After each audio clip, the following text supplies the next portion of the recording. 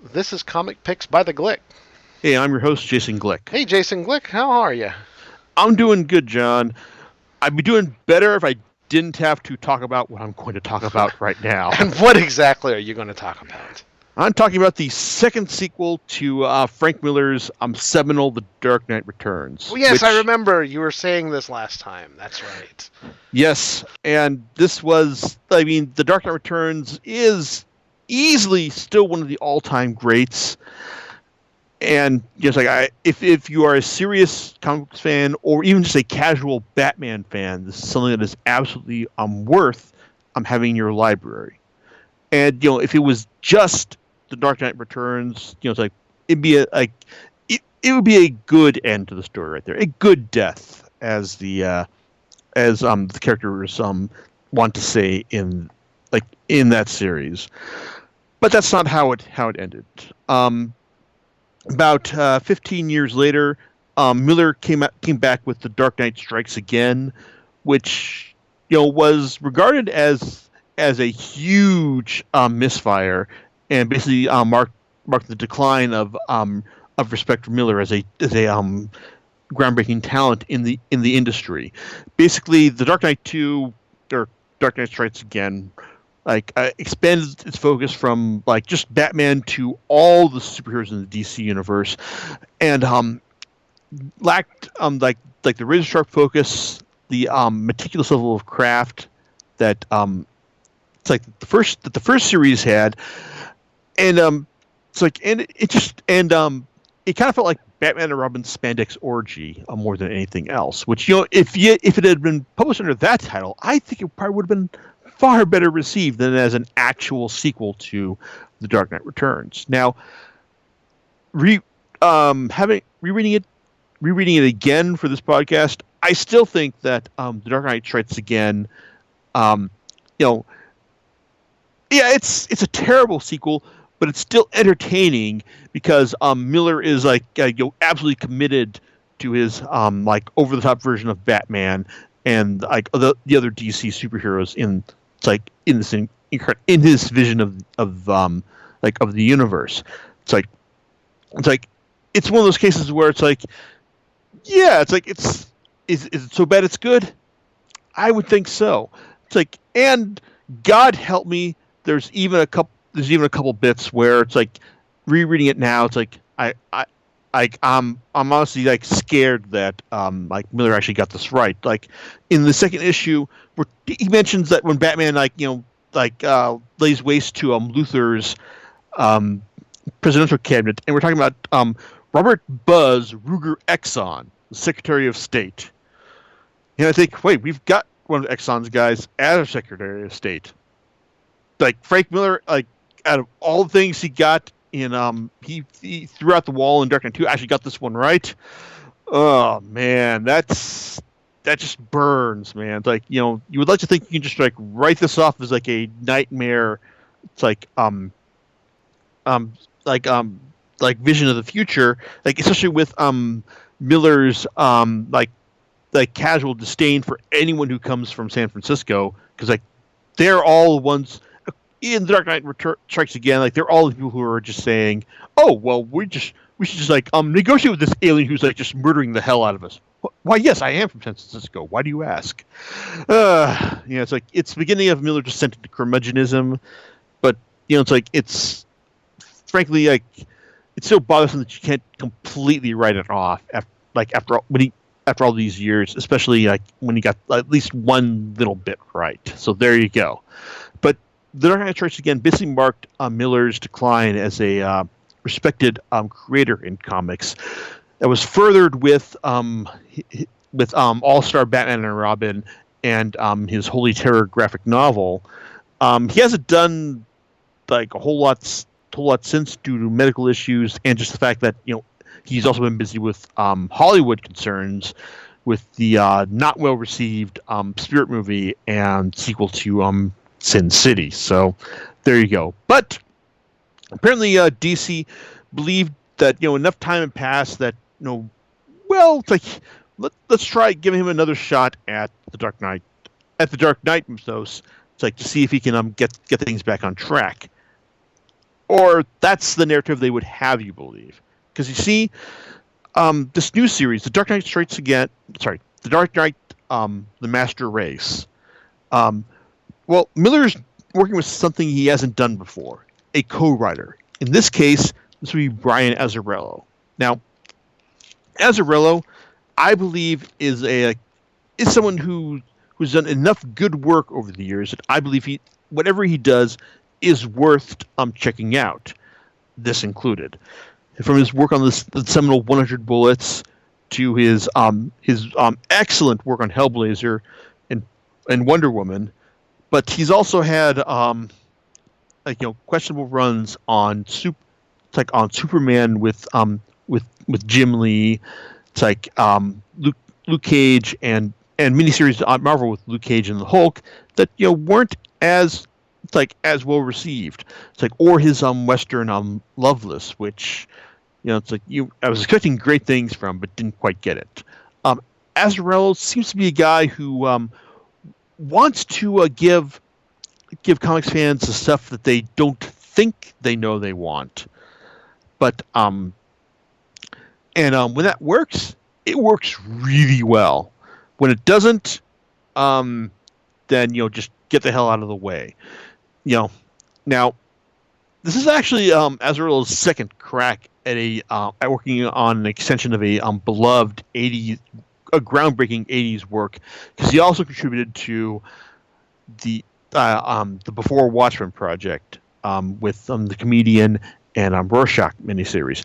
I didn't read them because fuck giving DC more money for exploiting Watchmen, unless like that work turns out to be really transcendent. I mean, hey, maybe Jeff Johns and Gary Frank are the team to properly integrate Watchmen into the DC universe with Doomsday Clock.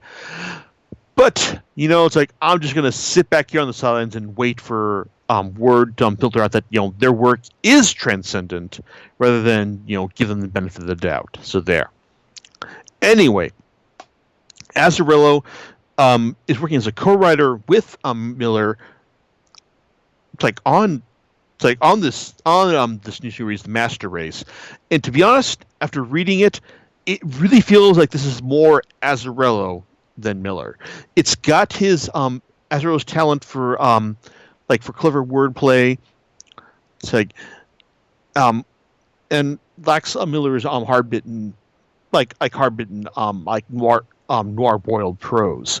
So it's like it does because and also Miller gave the impression in interviews before the project came out that this was kind of Azzarello kind of working from his ideas. So even if Miller had the idea of the basic idea for the series, it sounds like Azzarello and penciler Andy Kubert were the guys who kind of ran with it more than anything else.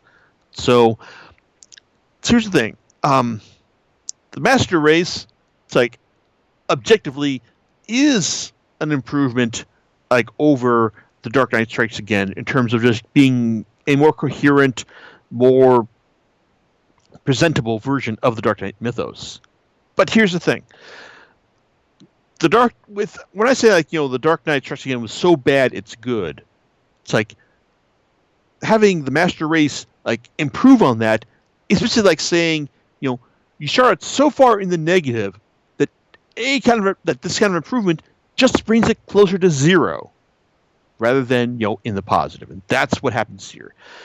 And oh boy, this was the more I read of it, the more disappointed I got, because it starts off kind of promising with the fact that it's got Batman returning again, and and showing out how Wonder Woman is guarding the kid that she had with Superman in the previous miniseries. It's guarding him in Amazonia, and Superman having taken himself out of the equation, just being frozen in ice in his Fortress of Solitude, while his daughter just asks, what am I supposed to do with my life? And then she gets an answer when the Kryptonians in the bottled city of Kandor like scrawl "help us" on their it's like on their bottle. That's going to end well. But also the most interesting bit is that the first issue ends with the revelation that Batman is not Bruce Wayne anymore. It's actually Carrie Kelly, the Robin from the original Dark Knight Returns, and she tells that Bruce Wayne is dead. So hey, that's a promising direction. It's like what happens to Batman when Bruce Wayne is dead, and Robin is forced to finally, I say finally because it's always Robin has always assumed like the mantle. I mean, Dick Grayson's already done it twice in in a couple of different versions of DC continuity, but when Robin has finally, and a female Robin at that, is going to finally assume the mantle. Well, after that, in subsequent issues, we just keep walking things back because hey, turns out Bruce Wayne not dead, just even older than before, and still struggling. Like even if he's physically no longer able to be Batman, he's still got the mind to the strategic mind to handle things, and it's just and the series just keeps just for most of the series it just focuses on that just Batman, just like that old crafty brutal Batman just running the show. It's like against these Kandorians who were properly resized by Ray Palmer, who thought he was doing the right thing, but oh no, it turns out that he wasn't, because that master race in the subtitle. Well, it turns out that the Kandorians have formed a kind of a cult under this one leader, Quar, who is basically is tired of them being small, and now that they've been re-enlarged to their proper size. Well, it's like they're just gonna show Earth, what's what and all. And the rest of the series is kind of a fairly predictable struggle against these Kandorians who've got Superman's powers, and it's how do you fight back against them? Well, both by recruiting Superman and by Batman and his eternal resourcefulness. Now, there are some interesting bits at the end when because this series does seem to really want, Azrael seems to really want to walk back the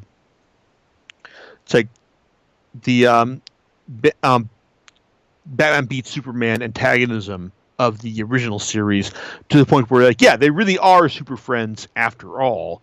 It's and there are some interesting bits where it's revealed that Superman has been holding back all this time, and I would have loved to have seen this explored further, but it's stuff that's only whipped out in the near the very end, and just that's kind of a nice little Easter egg to show, hey, Superman really is kind of a good guy after all, someone who can really fight on Batman's level. So anyway, it's overall the fight against the Kandorians is very dull and predictable, especially since Quar and his fellow Kandorians aren't really developed beyond being a really angry bad guy. It's bad guy cultist types. It's the most interesting thing about them is the initial image, a double-page spread by artist Andy Kubert, when after Ray Palmer has resized them, and you see that, holy shit, it's these other Kandorians have murdered other ones, and you knew this wasn't going to be a good idea to begin with, but to see it rendered like this, it's a pretty striking image. And to be honest, Hubert does a decent job with this. He's inked by Klaus Janson, the original Miller's original inker for Daredevil, for his work on Daredevil and the original Dark Knight Returns. And so there are some parts where it's you really feel that he does channel the Miller style appropriately, but Kubert has always been a big over the top superhero artist, and like that works pretty well here, but it's not. But if like you're looking for like the like for like a proper Dark Knight aesthetic, then like you're not gonna find it here. You may find it elsewhere, but stay tuned to the end. So, Kubert's art, like I said, it's serviceable, it's competent. It's like in some parts it even looks like, hey, it's like this is like the Dark Knight I remember, and in other parts it's like, oh yeah, this is just fine. So, so overall, it's like, I mean, the it's like the master race is really kind of a mess. It's like, and also the series also has a really odd sense of pacing because, well, I appreciate the fact that they included the mini comics that were included with they reprinted the mini comics that were included with each issue like at full size. Whenever these mini comics come up, they just kind of feel like it's backstory for a specific plot point, whether it's Ray Palmer being introduced to the Kandorians, Hal Jordan getting his hand cut off by Quara's wives. It's like, or or Carrie Kelly meeting meeting Aquaman for the first time. Like it's like it just kind of it kind of feels like, you get like the main plot, and then you get like back like 60 pages of backstory. It's like after each chapter. It's like, and to be honest, like some of these backstories, like it's just feels kind of like needless or pointless. Just kind of like, why did you include this? Like like the like with Hal Jordan stuff. I mean, it's like I didn't need 2 chapters of him, like, it's like getting his hand cut off and then getting his hand back, like to find out that, yeah, he's a real hero. It's like, no, it's like, in fact, like it's inconsistent with like how he's presented in The Dark Knight Strikes Again, where he didn't need the ring to take out all the satellites on Earth. Like, what the hell's going on here? And when like you have Commissioner Yindel coming face to face with the remnants of the Joker's gang, and Bruno. Yeah, you all remember Bruno. She was the Nazi with the swastikas across her tits in the original Dark Knight. Hey, so she's back, and like having a final showdown with Commissioner Yindel and whatnot. So that's just dumb. What's even worse though is that these mini comics were supposed to have like a wide variety of comic creators tackling them, but it turns out that the majority of them were basically had to be pared down to Miller himself, but also with frequent Azzarello collaborator Eduardo Russo tackling one of them, John Romito Jr. on tackling breakdowns for another, and then Miller either tackling most of them solo or with Jensen doing providing the inks for some of them. Now, when Jensen's providing the inks to Miller's works, it actually looks fairly respectable in the sense that like there's decent composition. It's like, and like things don't look like too impressionistic. When Miller's flying solo, oh god, it's like terrible, awful, frightening proportions and impressionism. While you could charitably make an argument for the Dark Knight, Miller's work in the Dark Knight Strikes Again to be to embrace the aspects of caricature and impressionism. It's like, and just like being an overstyled like achievement. This time, no. This like Miller has lost it. It's like, I understand he's done some work for the Xerxes miniseries, the 300 people miniseries for Dark Horse, and oh god, it's like I hope that he hasn't finished it, because this is going to look hideous if it's anything like what he delivers here. Because like it's painful to look at. Just saying, like, Miller should be one of the all-time greats in terms of pencilers, but these days, no, it's hideous. Just it's like I want to talk about something else now. It's like, let's talk about how at the very end of the series, Azzarello basically invalidates the entire premise of the Dark Knight, which was like focused on Batman, like older than like having retired and then coming back, like for one last go, and then at the end, well, it's like Batman. Well, he's not old anymore. In fact, it's like he's a young man, ready to go, but also ready to learn again. It's it this specific plot development just kind of makes you go like, why? It's like the only reason you would want to do something like this is to just basically make the Dark Knight timeline like its own infinitely extendable, exploitable commercial product. Because like to reduce the age of Batman, to make him a young man again, it's like just defeats the entire fucking purpose of things. And it's like, why? It's like by the end of this miniseries, this fucking hardcover, it's like, even though it tries to end on a nice big optimistic note compared to what has gone before, it's like I was like, no.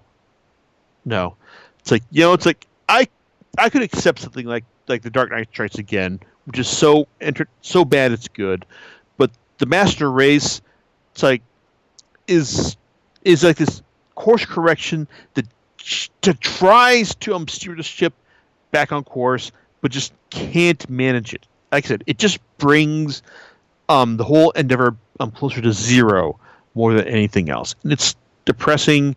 It's like, and easily a big candidate, a leading candidate right now for worst thing I've read this year. So, actually, to be in full disclosure, right here, I told John that hey, it's like I'm doing this like Batman thing this time. You should probably check this out. So talk about this. And John like didn't, and John, congratulations, man. You dodged a bullet. You dodged that bullet, man. Okay. So yes, I did dodge the bullet. yeah. But hey, there's good news though, because I'm actually not completely done yet. So if you've got anything to say, John, it's like please go on now, because I actually got something I can actually end this on a positive note on. Yeah, I don't really have anything outside of well, I'm glad I dodged a bullet. So yes, you did. Like, so I can't really complain about the fact that you didn't pick this up to contribute to this podcast, because like anyone who hasn't bought this yet, it's like you dodged a bullet. Well, I'm just gonna say that's the reason why we have you as our reviewer. So that we can all dodge bullets while you take them. No. Well, so I can't argue with you there. All right. But in the interest of wrapping things up on a positive note, there is one aspect of DC's of the Master Race that wasn't included in the main hardcover, and that was The Last Crusade, a one shot from quote unquote Miller and also Azzarello, and done by and with art from John Romita Jr. This is a 64-page one shot that basically that's actually a prequel to the original Dark Knight Returns, and it basically shows you what things were like for Bruce Wayne before he decided to return, and also just basically illustrates to you just how things went wrong when he was with Jason Todd as Robin in this universe. And to be honest, it's actually pretty good. It's like it actually Romita Jr. is a guy who I normally associate with really high energy, high octane stuff, but here he kind of like dials it back and tries to adopt a more disciplined aesthetic that's actually more in line with what we saw from Miller in the original Dark Knight Returns. And also, like Azzarello's work here, because I'm basically assuming that this is like Azzarello's baby more than anything else. It's like shows you like a more vulnerable Batman. It's like someone who who actually needs help from Alfred in getting out of bed in the morning, who actually is tripped up by Jason Todd when he's fighting him for training, and someone who also needs Todd's help to escape from Killer Croc when he's tracking this group of millionaires who've been seduced by Poison Ivy. So as a prequel that basically adds inspiration for that, shows you that illuminates why Batman eventually retired in the first place, and also just one of the plot points that was hinted at. It's pretty good, but it's actually even better than that because it also the Joker is also a fairly prominent character here, and it's the same effeminate, crafty Joker we saw in the original Dark Knight Returns, and Azzarello really captures his spirit here, and even some really diabolically good foreshadowing, where he's telling the inhabitants of Arkham about this person whose neck was broken, and he just kept seeing life from all different angles. And it's done in this 12 or 16 panel grid, and anything after the doctors fix his neck, he just stops, and everyone in the sign was like, well, what happened? What happened next? It's everyone is crawling at Joker, is just falling at Joker, what happened next? And the Joker just goes back to his cell, letting everyone know. It's hey, you just have to, well, what did happen next? And while the miniseries the one shot does give you a good impression as to why Jason Todd was no longer Robin.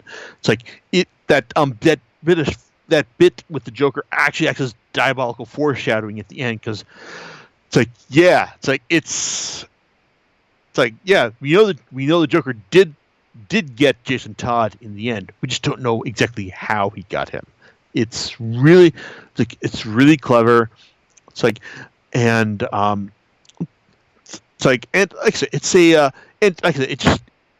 it illuminates a specific part of the Dark Knight mythos, but also leaves the most crucial stuff up to the reader's imagination. It's this The Last Crusade. If you've ignored The Dark Knight Strikes Again and The Master Race, this is the one that I would recommend you check out, either in physical form or in digital, which is how I did it, because I can just download it from Comixology. So yeah, The Last Crusade is definitely a worthy addition to the Dark Knight mythos. And if you're only if you only go and read The Dark Knight Returns, that's fine. But if you have to know more about how that particular mythos exists, then pick up The Master Race. Don't ignore it. Don't bother with its sequels, though my final word on The Master Race is that it is the terrible sequel that everyone said The Dark Knight Strikes Again was. So there you go. Anything else you want to say, John? Nope, I think you've pretty much covered it. All right. So I guess we should just go ahead and just call it a night right now then. Yep. Except for one little quick detail. What are you going to be talking about next time? Oh, that's a good question. I'm not sure yet. I'm tempted to do a look back at Jeff Lemire's Old Man Logan, or I may do something completely different. So we'll see about that. All right. And we'll catch you next time on Comic Picks by the Click. All right. Laters. Bye.